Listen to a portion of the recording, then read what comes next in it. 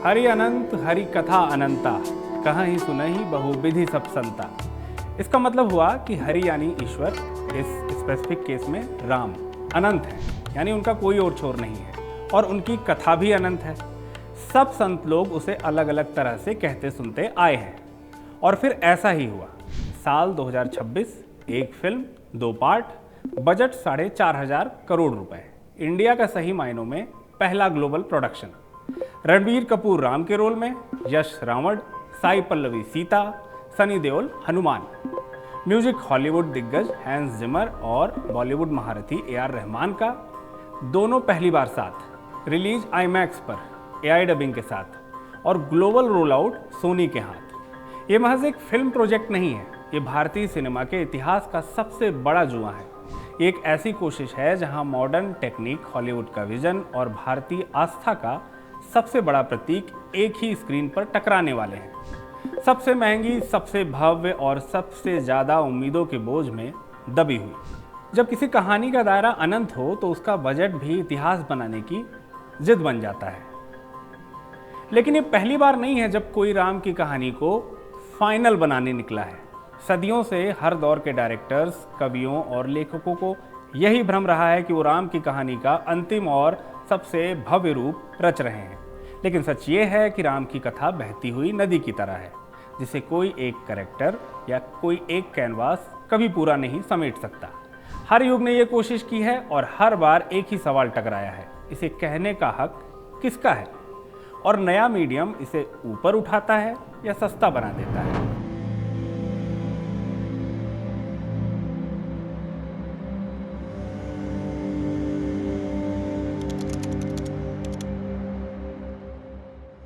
शुरुआत संस्कृत में हुई। वाल्मीकि, जिन्हें परंपरा आदि कवि कहती है, यानी पहला कवि, और उनकी रामायण को आदि काव्य, पहला महाकाव्य। करीब 24,000 श्लोक, 7 कांड। सोचिए वो दौर कैसा रहा होगा जब कागज नहीं था, प्रिंटिंग प्रेस नहीं थी और ना ही कोई डिजिटल रिकॉर्डिंग थी। उस जमाने में 24,000 श्लोकों को सिर्फ सुनकर मेमोराइज किया गया था। वाल्मीकि ने जब राम कथा को रचा तो वो सिर्फ एक धर्मग्रंथ नहीं, बल्कि संस्कृत भाषा के व्याकरण, सौंदर्य शास्त्र और काव्य शास्त्र की नींव बन गया। वाल्मीकि रामायण कब लिखी गई, इसकी कोई एक पक्की तारीख नहीं है। स्कॉलर्स इसे मोटे तौर पर पहले मिलेनियम BCE के आसपास रखते हैं और ये रेंज स्कॉलर्स में आज भी बहस का मुद्दा है। जो लोग एक फिक्स्ड सटीक साल बताते हैं ना, वो कहानी सुना रहे हैं, इतिहास नहीं। इतिहासकारों के अपने तर्क हैं और श्रद्धालुओं की अपनी आस्था। लेकिन वाल्मीकि रामायण की सबसे बड़ी खासियत ये थी कि इसमें राम को एक मर्यादा पुरुषोत्तम बताया गया, यानी एक इंसान ही बताया गया। एक ऐसा इंसान जिसने मानवीय सीमाओं, दुखों, अधर्मों के संकटों को झेला। वो रोते भी हैं, संशय में भी पड़ते हैं और अपने कर्तव्यों के लिए निजी सुखों का त्याग भी करते हैं। वाल्मीकि ने राम को भगवान बनाकर नहीं, बल्कि इंसान बनाकर पूजनीय बना दिया। सांस्कृतिक रूप से वाल्मीकि रामायण ने इंडियन सबकॉन्टिनेंट को नैतिक मूल्य दिए। राजा का कर्तव्य क्या है, भाई का त्याग क्या है और राज व्यवस्था कैसी होनी चाहिए, ये सब इसी महाकाव्य से तय हुआ। लेकिन जैसे जैसे वक्त बदला, समाज की भाषा बदलने लगी और उसी के साथ इस कथा के नए रूप सामने आने लगे। पर असली पॉइंट तारीख नहीं है, पॉइंट ये है कि ये पहली टेलिंग थी, आखिरी नहीं। 16वीं सदी, तुलसीदास, उन्होंने राम की कथा दोबारा कही, पर एक बड़े फैसले के साथ। संस्कृत नहीं, अवधी में, आम बोलचाल की भाषा। तारीख खुद ग्रंथ में दर्ज है, 1574, रामनवमी का दिन, जगह अयोध्या। तुलसीदास संस्कृत के गहरे जानकार थे, फिर भी उन्होंने अवधी चुनी ताकि कहानी सिर्फ पंडितों तक ना रहे, हर आम आदमी तक पहुंच जाए। ये उस दौर की बात है जब मुगल काल में उत्तर भारत में कल्चरल उथल पुथल मची हुई थी। आम जनता की संस्कृत ग्रंथों तक पहुंच नहीं थी। धर्म और आध्यात्म सिर्फ काशी के पंडितों की मोनोपोली में सिमट कर रह गए थे। ऐसे वक्त में तुलसीदास ने संस्कृत के किले से ज्ञान को बाहर निकाला और उसे उस जुबान में पिरोया जो गांव की चौपालों, खेतों और रसोई घर में बोली जाती थी। रामचरितमानस। जब विचार जनभाषा में उतरते हैं तो ग्रंथ से निकलकर लोकमानस की धड़कन बन जाते हैं। और यहीं पहला झगड़ा हुआ जो आगे फिर लौटेगा। वाराणसी के संस्कृत विद्वानों ने उन्हें ताना मारा, भाषा का कवि कहकर, वर्नाक्युलर लिखने वाला, जैसे पवित्र चीज को आम जुबान में उतारना उसे नीचे गिराना हो। काशी के विद्वानों को लगा कि एक लोक भाषा में ईश्वर की गाथा लिखना संस्कृत की पवित्रता का अपमान है। किंवदंतियां कहती हैं कि तुलसीदास की पांडुलिपि को चुराने और उसे नष्ट करने की कोशिशें भी की गईं। विद्वानों का मानना था कि अगर वेद और शास्त्र आम जुबान में आ गए तो उनका दबदबा खत्म हो जाएगा। जनता में भी भारी हलचल थी। अच्छा, एक तरफ रूढ़िवादी वर्ग इसका विरोध कर रहा था तो दूसरी तरफ आम जनता इस मानस को हाथों हाथ ले रही थी। वाल्मीकि के राम यहाँ एक महान पुरुष थे, वहीं तुलसीदास के राम सीधे ईश्वर के अवतार बनकर उभरे। तुलसीदास ने भक्ति आंदोलन की ऐसी लहर चलाई जिसने पूरे भारत को एकजुट कर दिया। रामचरितमानस की चौपाइयाँ हर घर का हिस्सा बन गईं। रामलीलाओं की शुरुआत हुई जिससे ये कथा सिर्फ पढ़ने की चीज नहीं रही बल्कि एक जिंदा लोक नाट्य बन गई। 1987 नया माध्यम टेलीविजन, रामानंद सागर की रामायण। 25 जनवरी 1987 से 31 जुलाई 1988 तक हर रविवार दूरदर्शन पर 78 एपिसोड। राम बने अरुण गोविल, रावण बने अरविंद त्रिवेदी, हनुमान दारा सिंह। 1980 के दशक का भारत एक अलग दौर से गुजर रहा था। देश में राजनीतिक अस्थिरता थी, पंजाब में तनाव था और टीवी नया नया मिडिल क्लास के घरों में पहुंच ही रहा था। ऐसे में रामानंद सागर ने जब रामायण बनाने का फैसला किया तो इंफॉर्मेशन एंड ब्रॉडकास्टिंग मिनिस्ट्री के अफसरों को शक था कि क्या एक धार्मिक शो इस मॉडर्न इंडिया के टीवी पर चलेगा। लेकिन चला, और क्या खूब चला। जो हुआ वो सिर्फ टीआरपी नहीं था, वो एक साप्ताहिक रिचुअल बन गया। सड़कें खाली, दुकानें बंद, लोग नहा धोकर टीवी सेट के सामने। एक पूरी पीढ़ी के लिए राम का चेहरा अरुण गोविल का चेहरा बन गया। रविवार की सुबह 9:30 बजे देश थम जाता था। ट्रेनों के पहिए रुक जाते थे, बस अड्डों पर सन्नाटा छा जाता था और जिनके घर टीवी नहीं था वो पूरा मोहल्ला किसी एक अमीर पड़ोसी के घर उमड़ पड़ता था। टीवी के ऊपर अगरबत्तियां जलाई जाती थी, मालाएं पहनाई जाती थी, लोग नंगे पैर टीवी के सामने बैठते थे। इस सीरियल ने भारत के सोशल स्ट्रक्चर पर गहरा असर डाला। इसने जाति, वर्ग और धर्म की दूरियों को कुछ घंटों के लिए कम से कम मिटा दिया। अरुण गोविल जहां भी जाते थे लोग उनके पैर छूने लगते थे। अरविंद त्रिवेदी जब रावण के रोल में बाहर निकलते तो लोग उनसे नफरत भी करते थे और उनकी एक्टिंग का सम्मान भी करते थे। ये सिर्फ एक सीरियल नहीं था, ये भारत का पहला कलेक्टिव नेशनल कल्चरल एक्सपीरियंस था। अब आप जंप कीजिए 2020 में, कोविड लॉकडाउन वाला टाइम। दूरदर्शन ने 33 साल पुराना शो दोबारा चलाया और उसने वर्ल्ड रिकॉर्ड तोड़ दिया। 16 अप्रैल 2020, 7 करोड़ 70 लाख व्यूअर्स, एक दिन में दुनिया का सबसे ज़्यादा देखा जाने वाला एंटरटेनमेंट शो। तुलना के लिए गेम ऑफ थ्रोन्स के फिनाले से करीब 6 गुना ज़्यादा। अब सोचिए, जब दुनिया महामारी के डर से घरों में बंद थी, जब नेटफ्लिक्स और अमेजॉन प्राइम जैसी आधुनिक ओटीटी सेवाएं मौजूद थीं, तब भी भारत के लोगों ने 33 साल पुराने लो रेजोल्यूशन वाले शो को चुना। क्यों? क्योंकि उस शो में चकाचौंध से ज़्यादा भावना थी, टेक्निक से ज़्यादा आस्था थी, पेपर माशे के सेट, आज के हिसाब से बचकाना वीएफएक्स। फिर भी 7 करोड़ 70 लाख, इस नंबर को भी याद रखिए, हम इस पर भी लौटेंगे।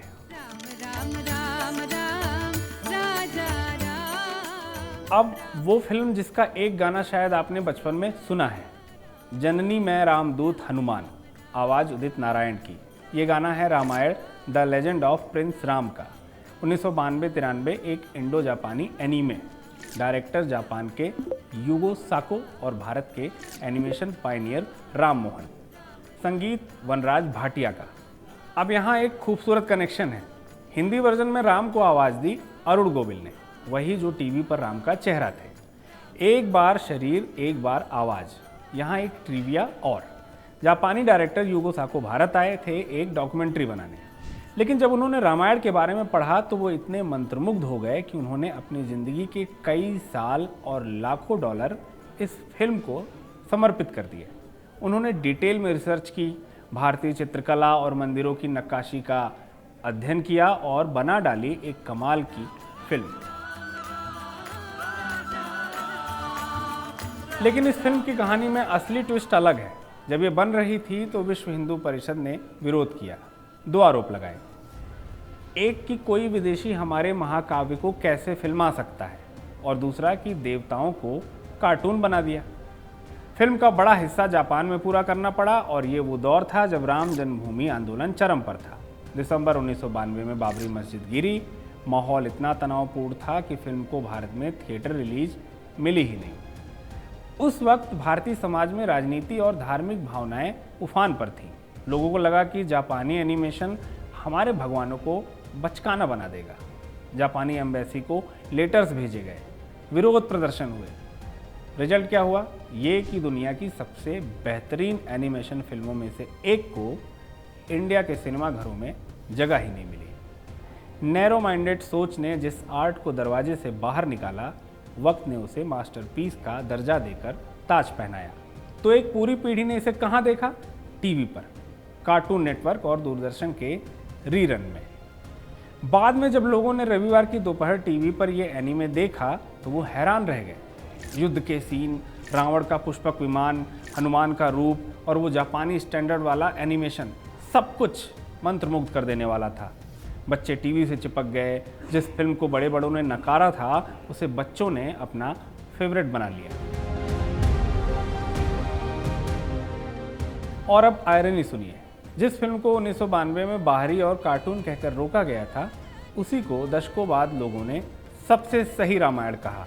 भारत में इसे आखिरकार 2024 में 32 साल बाद थिएटर रिलीज मिली। क्यों? इसका जवाब अगले चैप्टर में है।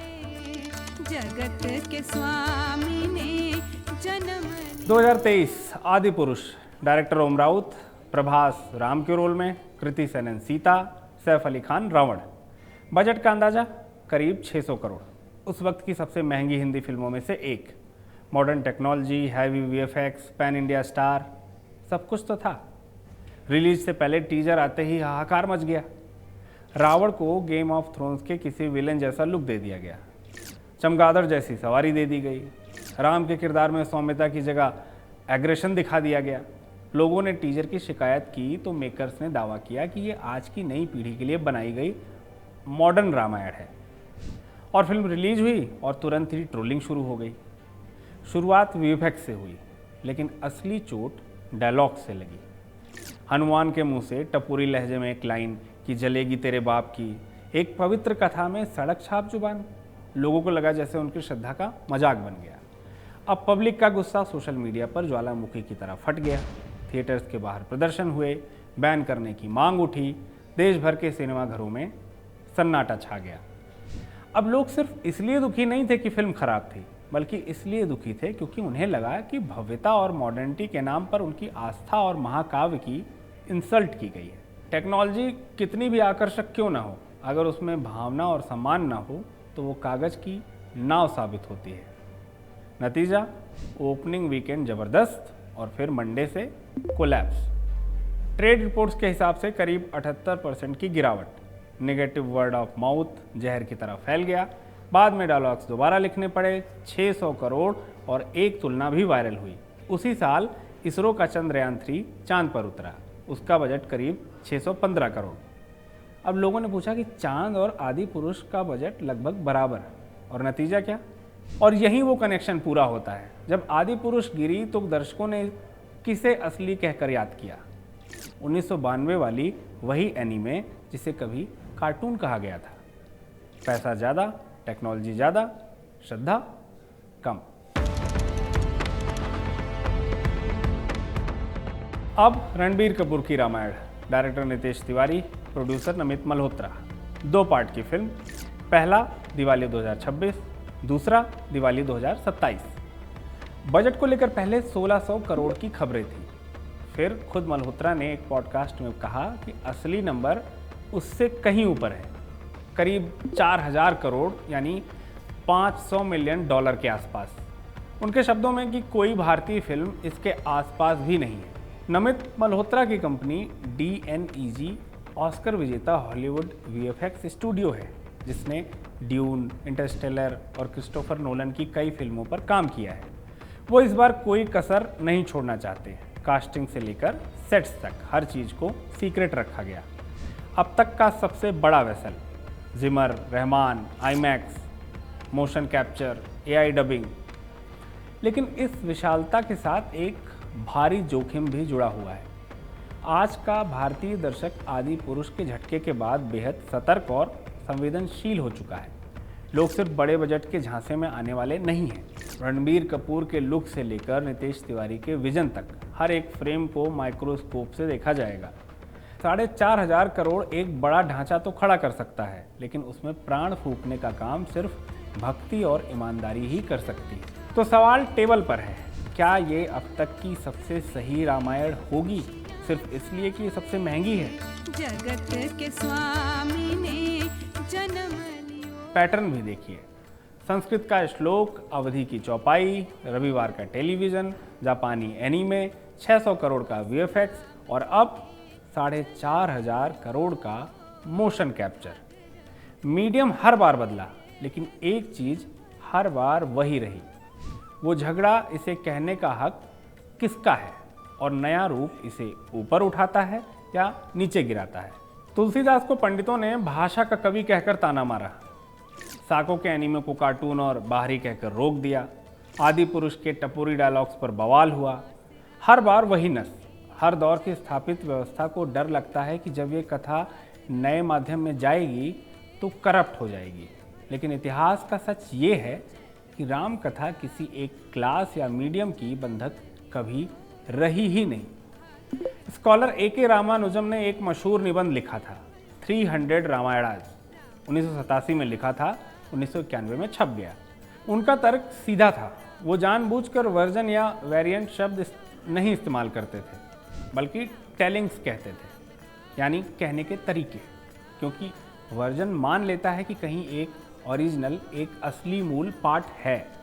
रामानुजम कहते हैं कि ऐसा कोई एक ओरिजिनल है ही नहीं। वाल्मीकि की रामायण भी बहुत सारी टेलिंग्स में से सिर्फ एक है। राम की कहानी 22 से ज़्यादा भाषाओं में 2,500 साल से अलग अलग रूपों में मौजूद रही है। और यहाँ इतिहास खुद को फिर दोहराता है। वही निबंध दिल्ली यूनिवर्सिटी के इतिहास सिलेबस में था। 2008 में एबीवीपी ने इसके विरोध में हिस्ट्री डिपार्टमेंट में तोड़फोड़ की। मामला कोर्ट गया। कोर्ट की बनाई कमेटी ने 3-1 से निबंध को सिलेबस में रखने के हक में राय दी। फिर भी 2011 में एकेडमिक काउंसिल ने इसे हटा दिया। एकेडमिक फ्रीडम पर लंबी बहस छिड़ी। देखिए, वही पुराना डर। 16वीं सदी में संस्कृत पंडित, 1992 में एक संगठन, 2011 में एक और, 2023 में सोशल मीडिया। माध्यम बदलता है, डर वही रहता है। कथा को जब जब बंधनों में बांधने की कोशिश हुई, वो कोई नई धारा बनकर बाहर निकल आई। और आखिरी बात जो सबसे ज़्यादा चुभ सकती है, अगर पैसा और टेक्नोलॉजी ही सही रामायण बनाते तो हिसाब कुछ और होता, लेकिन इतिहास उल्टा बोलता है। तुलसीदास की अवधि, जिसे कभी सस्ती भाषा कहकर मजाक उड़ाया गया, वो उत्तर भारत की आत्मा बन गई। साको का एनीमे, जिसे बैन किया गया, वो कल्ट क्लासिक बना। रामानंद सागर का पेपर माशे वाला सीरियल 7 करोड़ 70 लाख। तो 4,500 करोड़ की रामायण के सामने असली सवाल बजट नहीं है। सवाल ये है, क्या पैसा श्रद्धा खरीद सकता है? इतिहास कहता है कि जरूरी नहीं है। कहानी वही है, सिर्फ स्क्रीन बदलती रहती है। देखते रहिए जिंदाबाद।